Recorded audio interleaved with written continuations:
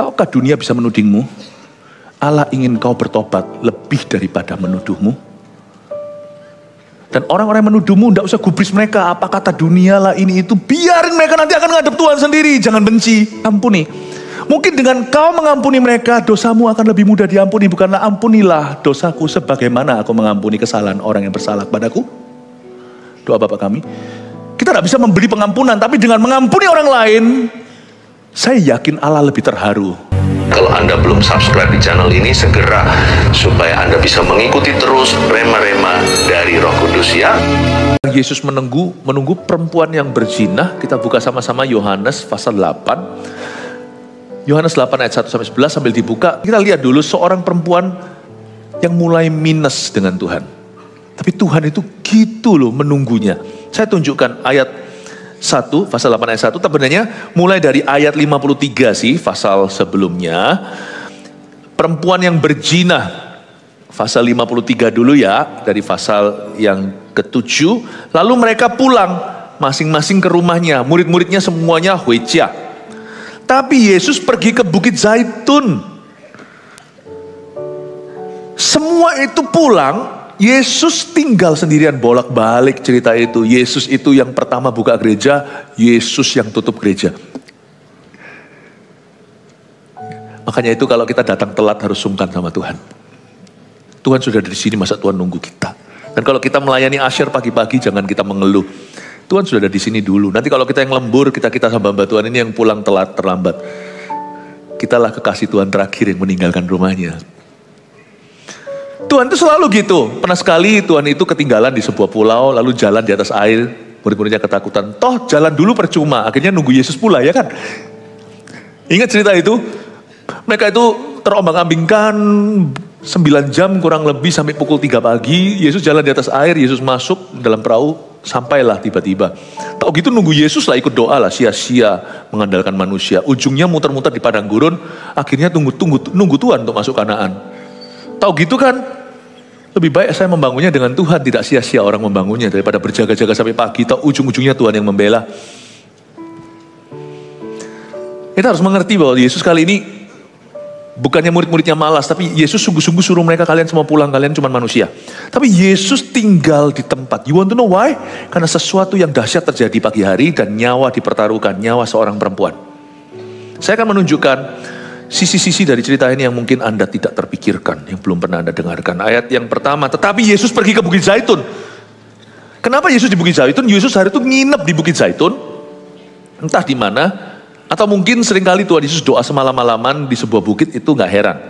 Waktu Yesus ada di sana, karena Yesus mengantisipasi, karena dia adalah anak Allah yang maha tahu, dia tahu nanti pagi ada suatu insiden. Dia harus lebih early sebelum nanti wanita itu dirajam. Dia menunggu perempuan yang berzina itu untuk menolongnya, mengampuni dan memulihkan. Hebat nggak? Sebelum Anda berdosa, Tuhan sudah mati di kayu salib. Bukankah ada ayatnya waktu kita masih berdosa, Dia sudah mendamaikan kita dengan Bapa. Saya bertobat 32 tahun lalu. Bagi beberapa orang lama, Yesus mati 2000 tahun lalu. Sudah menunggu. Bagaimana dengan orang yang hidupnya jadi di zaman Nuh, air bah, meskipun Yesus matinya kemudian. Dari sejak Hawa dan Adam berdosa, Allah Bapa mengorbankan hewan pertama. Kita tidak tahu binatang apa, tapi untuk membuat cawat, pertama kali hewan mati, ada kematian masuk itu, adalah sebagai hewan kurban. You see, dari sejak Adam dan Hawa, Tuhan sudah mencetuskan, ini akan terjadi nanti dengan anakku yang tunggal. Yesus sudah menunggu kita dari Adam dan Hawa. Bapak sudah nunggu kita kembali dari Adam dan Hawa. Meskipun matinya nanti di waktu yang Allah kehendaki, persis di tengah-tengah zaman, yaitu persis di tengah-tengah zaman, yaitu 2000 tahun yang lalu, Tuhan Yesus mati bagi kita. Tapi Bapa sudah menunggu umat manusia yang berdosa kembali ke jalannya. Yesus pergi ke Bukit Zaitun, malam-malam itu dia tinggal di situ, dan karena pagi hari sesuatu akan terjadi. Kita lihat ayat 2. Pagi-pagi benar itu benar-benar pagi. Ia berada lagi di bait Allah dan seluruh rakyat datang kepadanya. Ia duduk dan mengajar mereka sambil menunggu. Tuhan itu nggak pernah idle ya. Yesus itu nggak pernah buang waktu kayak kita itu loh. Kalau mau melakukan sesuatu itu muter-muter dulu. Mau olahraga itu alasannya banyak. Mau diet selalu tomorrow. Mau belajar juga gitu. Lihat-lihat dulu IG dan TikToknya. Nggak pernah langsung ke tugas. Yesus itu nggak pernah sia-siakan kesempatan. Duduk mengajar. Lakukan yang berguna. Bahkan yang berdampak kekal. Sebelum nanti the real action will happen. Kejadian sesungguhnya akan tiba. Yesus pagi-pagi benar. Ini benar-benar pagi, gak seperti berapa orang. Aku hari ini bangunnya agak pagi loh. Jam berapa? Jam 11. Jam 9. Paginya Yesus itu subuh. Mendahului matahari ciptaannya. Pagi-pagi benar, ia berada lagi di bait suci. Dia ada di sana bukan untuk bertata. Aku datang bukan untuk menghakimi, tapi untuk menyelamatkan dan mengampuni. Dia ada di bait suci bukan untuk dilayani, tapi untuk melayani. Dia tahu sebentar lagi akan ada sesuatu terjadi dalam kemahatauannya. Meskipun Yesus 100% manusia, dia tetap Allah selama di dunia. Yesus ada di situ. Pagi-pagi benar di bait Allah, dia nunggu sambil nunggu, dia ngajar umat. Dia duduk lalu eng-eng. Kok eng-eng gimana? Ayat 3, terjadilah maka ahli-ahli Taurat stop. Trouble ahead. Ahli-ahli Taurat. Ini bukan orang ahli Alkitab loh ya. Orang yang sok tahu ya. Ahli-ahli Taurat dan orang-orang Farisi membawa kepadanya seorang perempuan yang kedapatan berbuat zina. Apa salahnya membawa orang ke Yesus? Ini bawanya dengan maksud yang jahat. Bawa orang ke Yesus untuk dapat pengampunan. Mereka ini bawa orang ke Yesus untuk menjebak Yesus dan untuk mencelakakan orang itu. Something bad is happening. Ahli-ahli Taurat dan orang-orang Farisi ayat 3 membawa kepadanya huruf besar ini Yesus, seorang perempuan yang kedapatan berbuat zina. Oke deh, oke, kau bawa orang berdosa. Fine. Let's see what you want. Apa sih sebenarnya maksud mereka? Mereka menempatkan perempuan itu di tengah-tengah. Salah, harusnya tarik Yesus ke pinggir. Kalau memang maksud hatinya untuk meluruskan sesuatu, mengoreksinya, atau untuk membuat seseorang itu sadar akan dosanya, pasti mereka bukan menempatkan perempuan itu di tengah. Itu bahaya loh, apalagi itu sudah ada masa. Di mana ada masa itu gampang terjadi huru hara. Tinggal disentil aja, banyak orang itu tidak punya prinsip soalnya. Akan ikut-ikutan. Mereka menempatkan perempuan itu di tengah, itu intimidasi namanya. Setan itu jagonya kasih kaca pembesar. Kita memang orang berdosa yang bersalah, tapi sekali kita salah kecil atau besar, selalu akan dibesar-besarkan oleh setan. Makanya anak Tuhan itu selalu menyelesaikan masalah, anak setan itu selalu memperbesar masalah. Anda anak siapa? Mereka menempatkan perempuan itu di tengah-tengah. Seolah-olah mereka sudah menunggu-nunggu kesempatan emas ini. Ini sekali tepuk, langsung sekali dayung 2 pulau terlampaui. Mereka kira bagus ini. Kita bisa membunuh perempuan itu, tapi lewat tangan massa. Dasar pecundang, tidak berani turun tangan sendiri. Dan mereka bisa pakai ini untuk menjerat Yesus secara hukum pula. Jadi mereka itu sebenarnya bijaksana, licik cara dunia. Mereka menempatkan perempuan itu di tengah-tengah. Saya bisa bayangkan perempuan itu nggak mungkin berdiri, dia nggak mungkin punya nyali, dia pasti tersungkur, dia pasti akan bungkuk, minimal dia jongkok karena dia takut dikeroyok. Saya bisa bayangkan aja skenarionya, karena saya ini sebenarnya orangnya visual sekali dan imajinatif. Kalau saya bayangkan itu, ini pasti perempuannya sudah didorong bukan dengan pelan-pelan seperti laki-laki yang gentleman bukakan wanita pintu. Ini pasti disorong, pokoknya dijorokkan begitu. Jatuh ke tanah.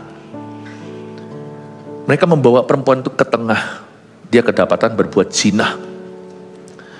Dan perempuan itu mereka tidak ingin pulihkan.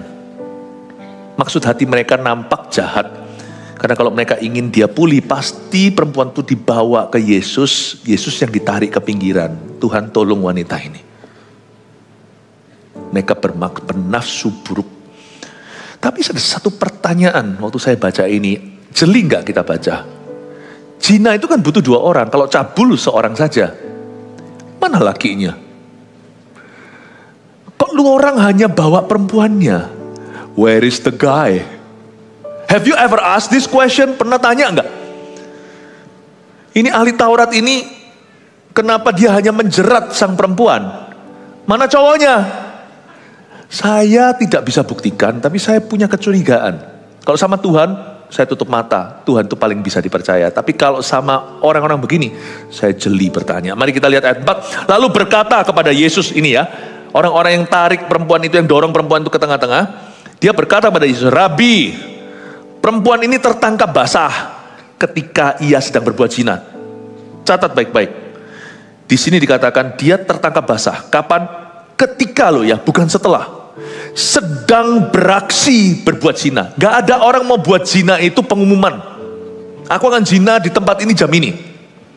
Jadi kalau sampai dia itu tertangkap basah di tempat, gak mungkin mereka ceroboh. Mereka pasti udah janjian. Pasti kalau tertangkap basah, saya percaya konspirasi teori konspirasi.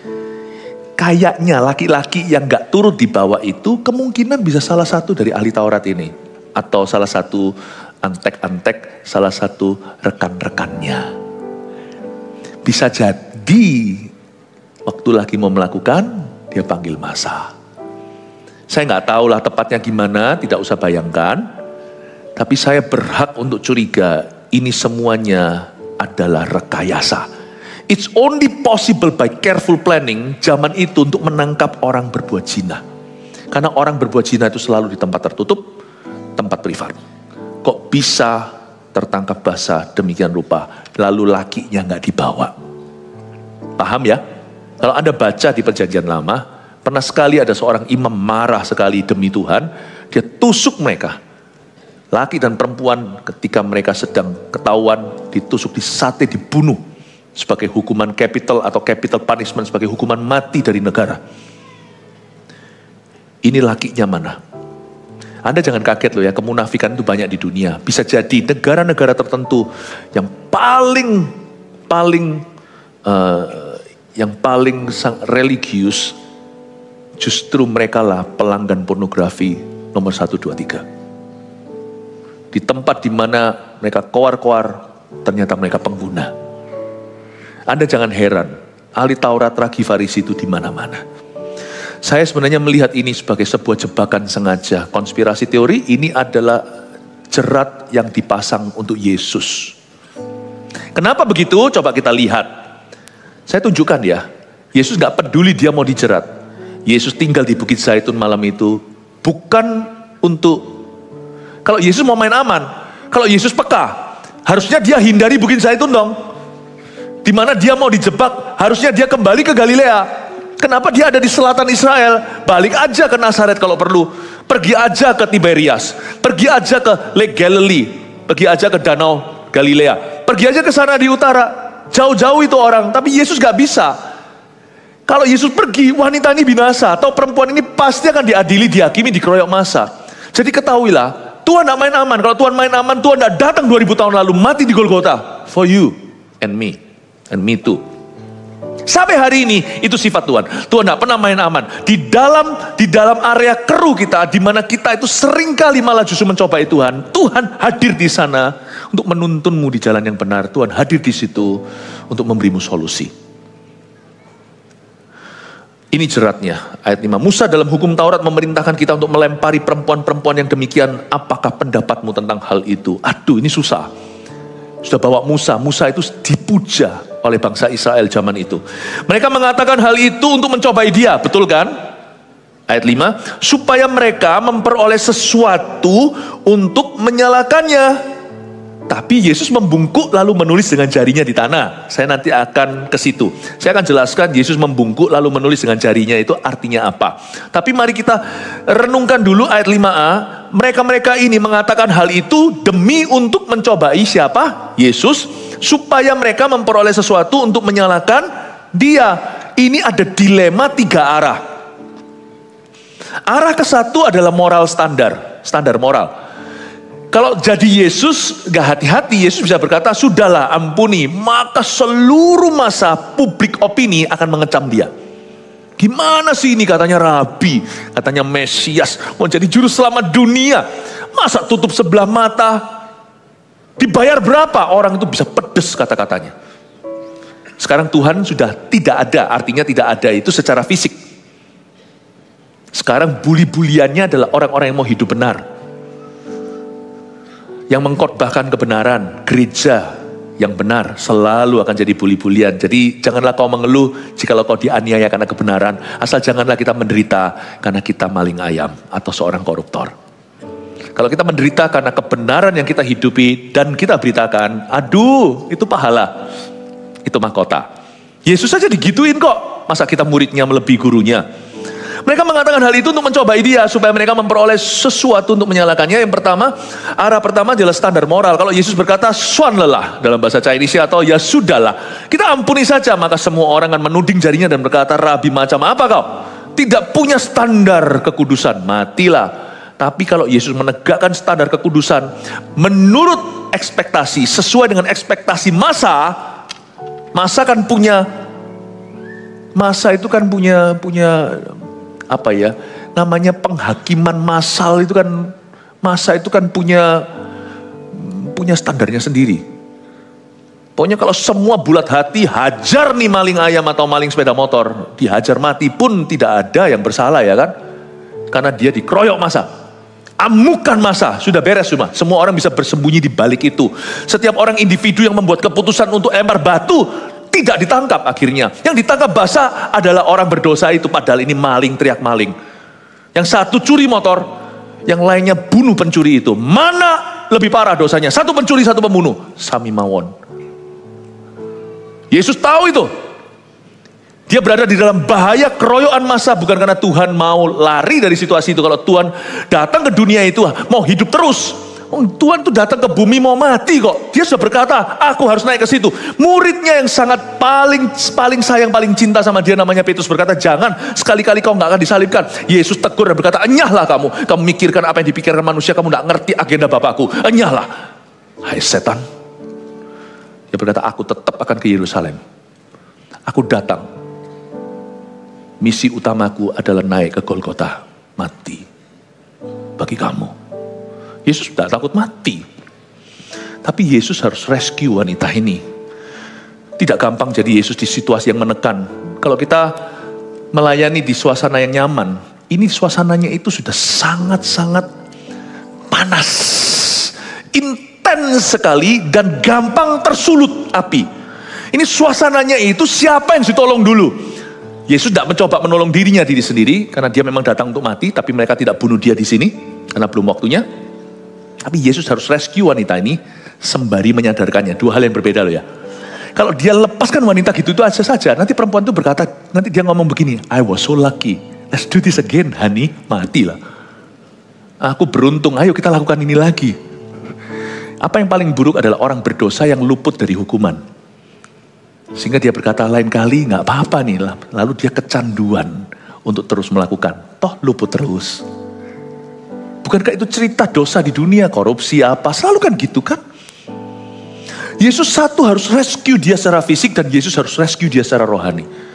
Saya bisa bayangkan dilema Yesus, susahnya jadi Tuhan. Makanya itu kalau kita gak cinta Tuhan itu keterlaluan. Kalau Tuhan ngomong sama kita, ngasih kita perintah misalnya, perintah paling mudah setelah orang bertobat. Hargai dong karyanya yang ajaib. Hargai dong pengorbanannya. Kalau Tuhan berkata baptis-baptislah, jangan tunda. Untuk rescue you, untuk betul-betul menolong kita, itu dilemanya Tuhan itu luar biasa.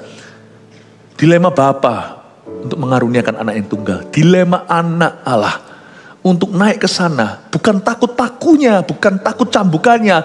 Yang dia takutkan adalah Eloi, Eloi lama sabachthani. Bapakku, kenapa kau memisahkan aku? Meninggalkan aku, karena dari sejak Alfa hingga Omega, dari penciptaan sebelum ada alam semesta, Allah Bapa, Putra, Roh Kudus tak pernah berpisah. Ketiga adalah satu. Hari itu Yesus berkata, Bapakku, why have you forsaken me? Bukan cuma kenapa kau meninggalkan aku, kenapa kau menolak aku? Karena Bapa hari itu melihat pada anak Allah.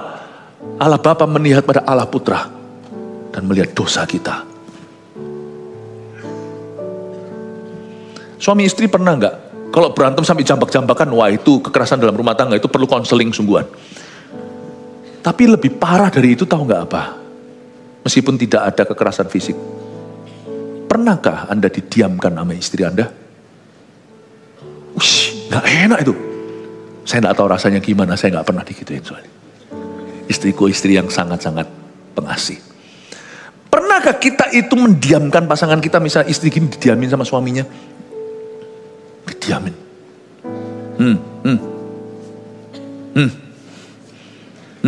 Nggak enak. Kita kadang-kadang kalau emosi tersulut kita bisa berkata, mending kamu ngamuk sekalian, tampar aku, jangan begitu. Ini udah jam 5 loh, dari tadi jam 7 nggak ngomong sama sekali. Hello, aku di sini. Nggak enak kan didiamin. Kalau itu cuman pernikahan 10 tahun, 50 tahun termasuk. Allah Bapa dan Allah Putra, dari kekal selama-lamanya sebelum Abraham ada, tak pernah berpisah. Cuman berapa jam kata orang, tapi dibuangin muka sama yang terdekat. Itu orang Hokkien bilang betahan. Eloi lama sabachthani. Itu yang Yesus katakan, lalu cawan. Tapi Yesus terpaksa harus meminumnya karena dia memikirkan siapa? Dia menunggumu. Memikirkan kau dan aku. Demi Philip yang nakal ini. Eloi, silahkan lama-lama sabachthani aku. Demi siapa? Demi pendosa namanya Philip Mantova itu. He waited for you on the cross. Kenapa sekarang kalau kita salah, kok nggak bertobat malah lari?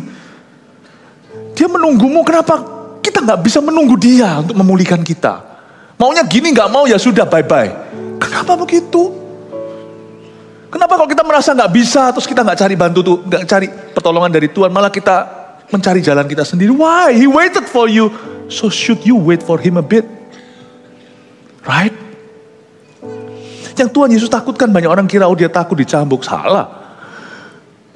Yang dia takutkan bukan physical pain, tapi the spiritual pain he must endure. Yang dia takutkan adalah sakit dalam jiwanya. Gak pernah kok gini sama aku. Oh, suami istri yang begitu baik, gak pernah dibentak. Kalau tiba-tiba yang terbaik di hidupmu membentakmu, stop! Berpikir aneh-aneh. Nah itu enak lagu ya kan. Kalau dia berkata stop, gitu. Anak saya gak pernah saya bentak. Saya masih ingat sekali saya bilang stop.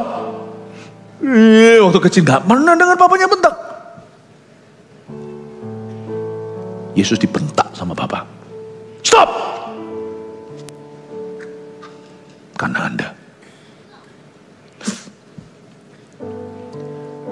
We were once in between the Father God and God the Son.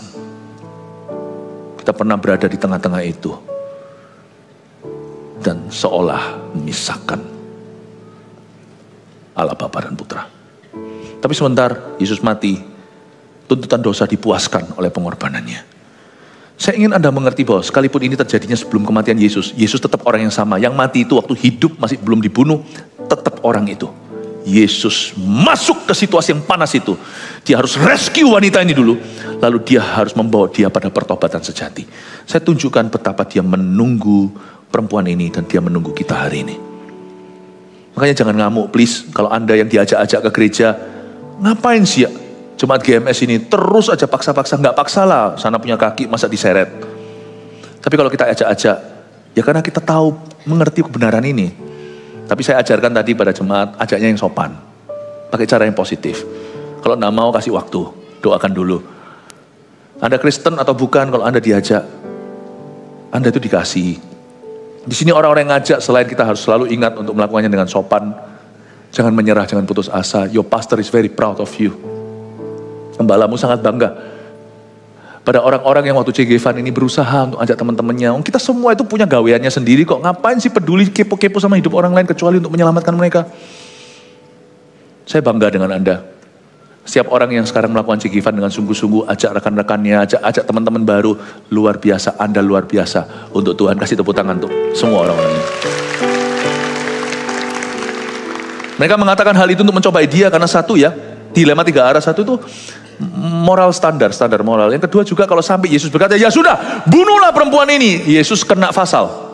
Bukan pasal hukumnya, tapi pasal di hati orang. Bagaimana dengan women's right? Hak asasi perempuan. Itu semua ibu-ibu pasti benci Yesus setelah itu. Meskipun ini berzina, tapi kan perempuan kan dikeroyok massa, dilempari batu kan membuat yang perempuan yang lain khawatir kan. Kalau sampai Yesus berkata, baiklah, rajamlah, dia pasti ditepuki tangan oleh orang-orang religius. Komunitas religi pasti semua tempat tangan berkata, yeah. Padahal dalam kemunafikan mereka juga gitu. Tapi mereka pasti tampil luarnya, mereka menunjukkan kesucian agama. Dan mereka akan semua berkata, wow, Yesus luar biasa. Mungkin mulai dari yang tertua itu ahli Tauratnya berkata, Rabi, kau memang patut dapat jempol. Kau memang patut dapat acungan jari. Luar biasa. Tapi ibu-ibu wanita berkata, kenapa Yesus nggak lindungi? Ya jelas salah, aku tahu itu tetanggaku. Tapi orang itu loh, taci itu loh, baik loh sebenarnya. Cuman dia aja punya kebiasaan buruk. Dia aja punya nafsu yang tidak bisa dia kendalikan. Tapi dia sebenarnya baik. Kenapa si Rabi itu, Yesus kenapa tidak bisa kasih dia kesempatan lagi? Langsung Yesus tidak populer di antara para wanita. Susah kan? Maju kena, kiri kena. Padahal ini bukan judul film. Kiri kena, kanan kena. Susah dia jadi orang. Dilemanya 3. Dilema yang paling serius adalah with the Roman authority. Dengan otoritas Romawi. Kalau Yesus berkata, baiklah, rajamlah. Yesus ditangkap sama orang pemerintah Itali. Karena orang Yahudi itu jajahan.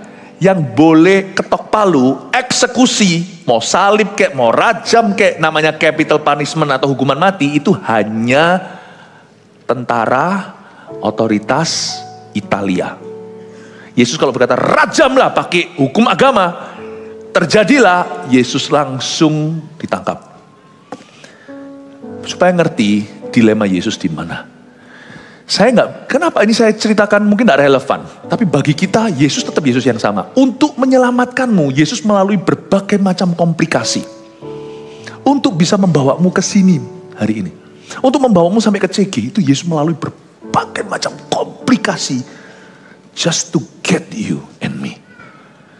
Pakai orang ini lewat penolakan dulu.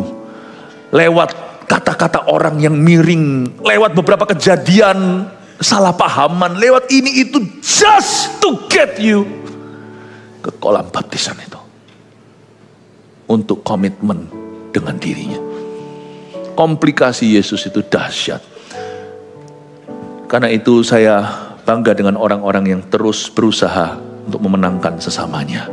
Membawa sesamanya ke Tuhan bukan supaya dirajam, tapi supaya diselamatkan. Ayat 7 dan ayat 6 dulu, ayat 6 yang B. Tapi Yesus membungkuk lalu menulis dengan jarinya di tanah. Tak ada seorang pun tahu dia nulis apa.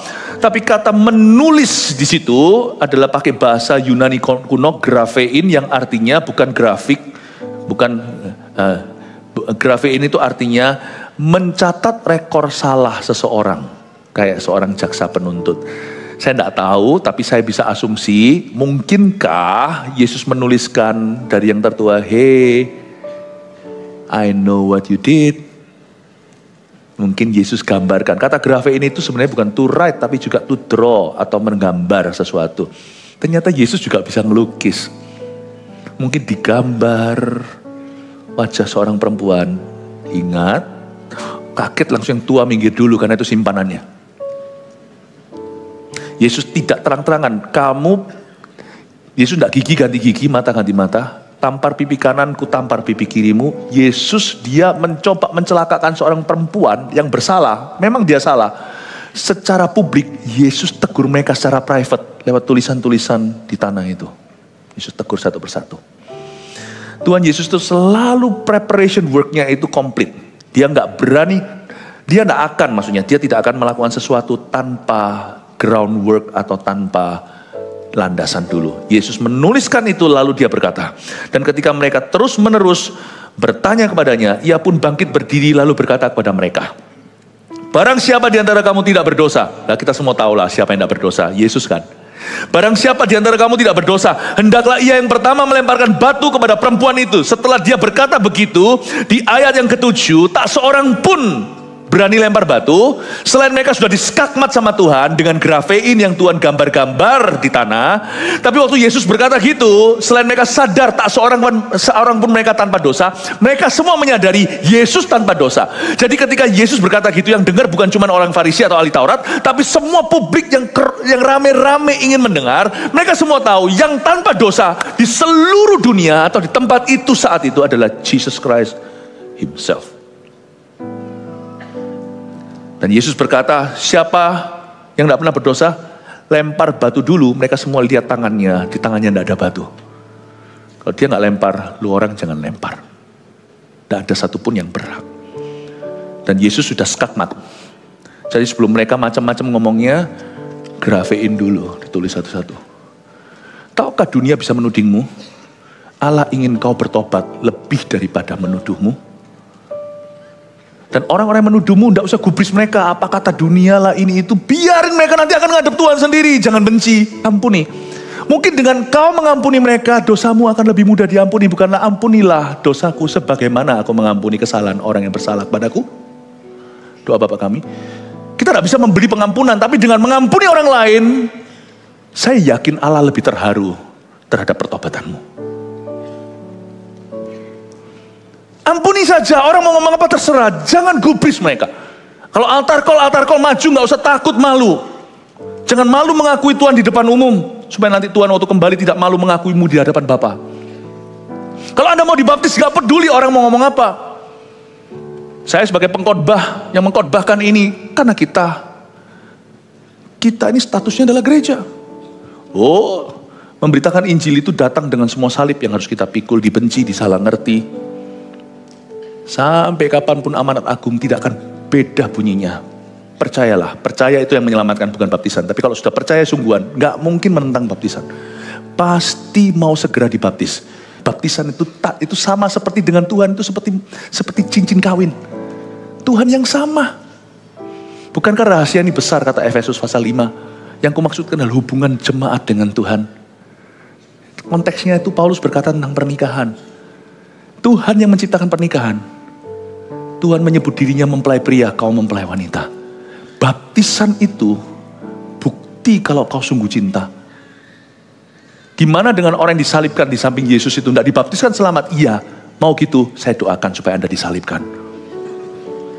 Bedanya cuma dia disalibkan, kita ucul lepas. Kalau dia bisa lepas kayak kita, dia pasti, pasti kata orang timur, pasti dibaptis dia. Dia gak bisa, bukan gak mau.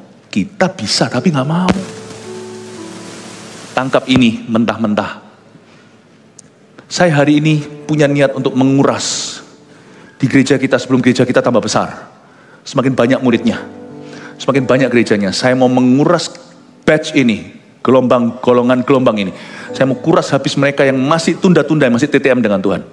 Saya mau kuras habis mereka yang masih maunya summon leven dengan Tuhan. Aku bisa pelayanan, aku majelis apa? Nggak bisa. Perintah Tuhan pertama setelah engkau percaya itu dibaptis, bukan pelayanan. Bukan persembahan. Baptisan.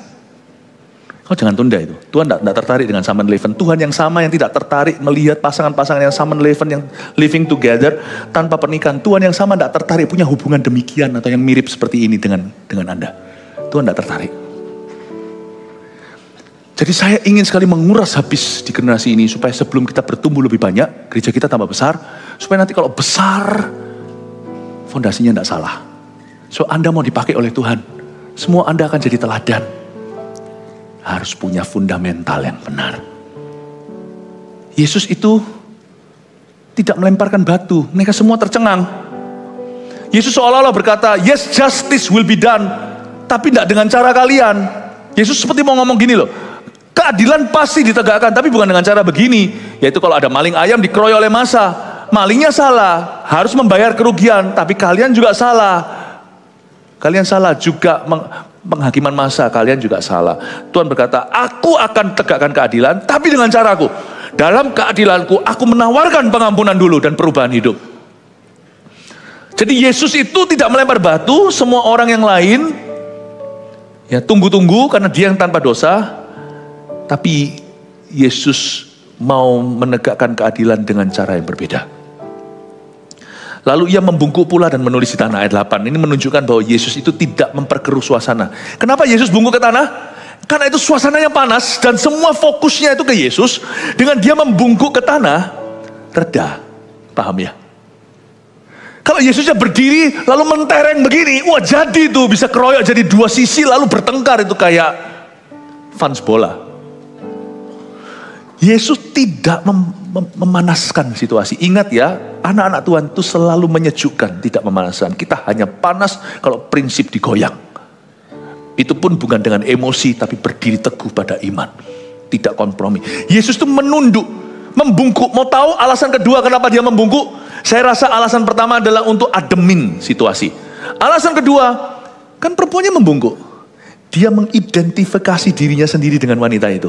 Dia duduk dan berkata, tentunya dia tidak senyum. Hey, how are you? Yesus tidak main-main sama dosa. Yesus benci dosa orang itu. Itu sudah nggak usah ragu. Tapi dengan dia membungkuk, perempuan itu rasa ada yang bela. Perempuan itu rasa ada yang selevel dengan dia. Rasanya semua orang waktu dia lagi tersungkur, semua orang itu tinggi sekali. Dan siap menghakimi. Tiba-tiba ada satu yang membungkuk. Dengan wajah tanpa benci. Dengan ramah dia melihat perempuan itu. Kamu tunggu. Nanti kamu akan urusan sama aku. Aku lindungi kamu dulu. Paham ya? Mungkin Yesus dengan membungkuk seperti itu, ya, saya copot sepatu dulu. Bungkuk pakai sepatu gak enak. Mungkin dia bungkuk begini. Semua orang kan tinggi. Dia persis berada di level tak jauh dari kepala perempuan itu. Perempuan itu pasti menoleh. Seperti kucing ketakutan. Seperti anak kucing ketakutan. Yesus berkata, wait for me. Shh, jangan ngomong apa-apa. Nanti kamu akan urusan sama saya. Kamu tunggu saya. Yesus berdiri. Pakai sepatu dulu. Bukan Yesus, itu aku. Bentar ya. Kok sulit tiba-tiba masuknya. Sampai mana? Lalu ia membungkuk pula dan menulis ke tanah. Nulis lagi. Kali ini saya yakin dia menulis untuk perempuan itu. Dia tulis seperti ini. Yang ku kehendaki. Itu ayat Taurat loh. Bukanlah korban persembahan. Tuhan mulai urusi perempuan itu. Bungkuk pertama mungkin skakmat. Bungkuk kedua dia mencoba menyadarkan. Tapi yang ku kehendaki adalah kasih setia dan berbelas kasihan. Ditulis di sana. Yeremia mungkin dia tulis. Mungkin ini. Saya imajinasi. Apakah aku menghendaki kematian orang fasik? Apakah aku bersuka cita karenanya? Bukankah yang kuingini adalah pertobatan orang-orang yang salah? Itu perempuan pasti berurusan dengan Tuhan. Ayat 9, tapi setelah mereka mendengar perkataan itu, pergilah mereka seorang demi seorang. Mulai dari yang tertua dulu. Hahaha. Malah justru penggunaan pornografinya. Akhirnya tinggallah Yesus seorang diri dengan perempuan itu yang tetap di tempatnya. Nanti mereka akan urusan dengan yang maha kuasa ini, orang-orang ini. Lalu Yesus bangkit berdiri. Dia bangkit berdiri menunjukkan bahwa aku tidak selevel dengan dosamu. Gereja tidak boleh berkata, oh semua orang welcome gereja ini, welcome home ya. Tapi when you are home, gereja ini akan memandikanmu. Sorry ya, gereja ini bukan rumah sakit, gereja ini rumah sembuh. Orang datang sakit di sini, diterima di sini. Fokus kami, tujuannya bukan ICU. ICU itu tidak bisa dikontrak jangka lama. Aku mau di sini 1 tahun. Nggak bisa, Anda datang ke sini ICU, UGD, unit gawat darurat. Anda pasti cepat lambat ke kamar biasa. Lalu setelah itu, Anda jadi perawatnya, Anda jadi dokternya. Kalau di rumah Tuhan. Gereja ini bukan rumah sakit, rumah sembuh. Orang sakit apapun 1001, datanglah ke sini. Tapi kita akan melihat Anda berubah. Jadi Yesus tidak setara dengan dosa. Nggak seperti gereja, ya nggak apa-apa. Karena memang Tuhan ciptakan beda. Silakan sini, kumis kita akan berkati dengan kumis. Pak Raden tidak akan menikah dengan Pak Raden di gereja kita. Pak Raden akan menikah dengan Bu Raden. Amin Bapak Ibu Saudara. Yesus berdiri, bangkit berdiri. He was taller. Dia angkat perempuan itu ke standarnya. Dia berkata, hai perempuan, di manakah mereka? I'm waiting for you. Where are they? Selesaikan dulu urusanmu dengan mereka. Tidak adakah seorang pun yang menghukum engkau? Jawabnya, tidak ada Tuhan dengan gemetaran. Lalu kata Yesus, aku pun tidak menghukum engkau. Dia berikan penerimaan karena dia sudah menunggu dari tadi. Tapi Yesus berdiri. Dia ngomongnya tidak sambil bungkuk. Church should preach with authority. Gereja di atas mimbar harus berkhotbah dengan otoritas. Imbang antara belas kasihan menerima orang dulu. Tapi authority to change human from there. Untuk mengubah manusia dari jalan yang salah kepada jalan yang benar. Yesus berdiri, beda level, bukan sok suci. Terbukti tadi dia sudah membungkuk dulu untuk mengidentifikasi dirinya, dia menjadi dosa untuk kita. Kita menerima.